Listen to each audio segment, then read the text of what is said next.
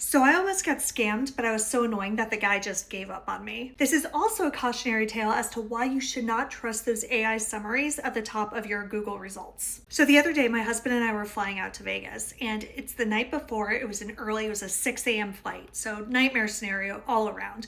Night before, we're looking at the boarding passes, and I see that his doesn't have the TSA pre-check thing on it. So I double check, make sure his number's in there and everything, and it is, but it's not showing up on the boarding pass, but mine is. So I Google around and I say, hey, why isn't this showing up? Results said that it could be because your date of birth isn't matching up, the number isn't right, things like that.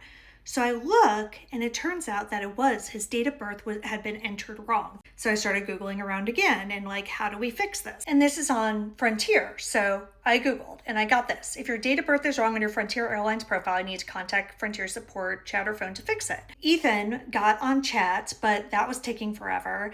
And I said, okay, well, here's a number. So I'll call, and then, one of the two should work. So we call this number, and the guy answers, and we tell him what's going on. He's like, okay, yeah, we can change it on your profile, but it's going to take 10 to 20 business days. And I was like, that seems like a long time, but it is Frontier, so I'm like, maybe. And he's like, it'll cost $21. We're like, okay, well, our flight's tomorrow. What do we do? And he said, okay, well, I can change it on your ticket, but it won't be changed on your profile. That'll take 10 to 20 business days. We're like, okay, cool, but we have a flight coming back 2 days later. Is it going to be wrong on that? What do we do for that? I'm trying to tell the story as quickly as possible, but we're on the phone for 20 minutes. So we're going back and forth. He's like, well, actually, okay, now it'll take 7 to 10, but it'll cost you $60. And I've got to talk to the reservations department. And he kept on putting us on hold. And every time he would come back, he'd give us different information or give us a different dollar amount. And I kept on asking questions. And we're like, why is it costing this? Why is it going to take this long? What's happening? What are we doing tomorrow? So at one point, he hung up on us. So at that point, I'm just thinking, again, bad customer service. He's rude, whatever.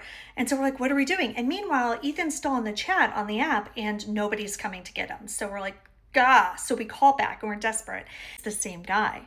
I go, hi, is this the same person we were just talking to? And we're like, yeah. We start the whole thing. And then he's kind of giving us the runaround. And we go, can we speak to a supervisor, please?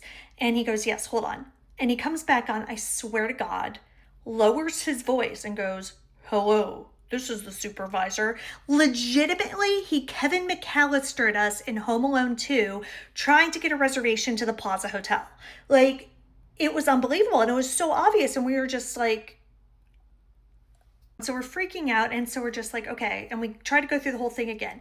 He keeps on going, and then at one point he's saying, yeah, we can fix it today, but it'll be $120.68 or whatever it was. It was some really random number, and I was like, I don't want to pay that. That doesn't make sense. Why do you keep on changing the price? He hangs up on us again.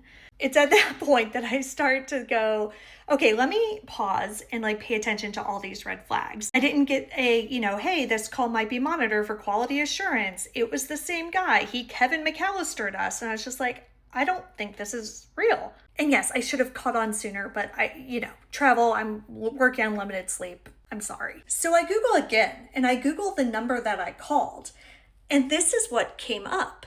And it's all these random websites, but it's all the same number. So I don't know how this works, but I'm guessing this is how they kind of screw with that AI result by putting this number with a similar query for all these different websites. I don't know how it works, but this is basically what it is, I guess. Meanwhile, I'm oh, we almost got scammed, but he hung up on us twice because I was just asking too many questions. Ethan finally gets through to somebody on chat and they fix it for him for free and everything was good. But anyway, be sure to double check any numbers or any other important information that you get from those AI summaries.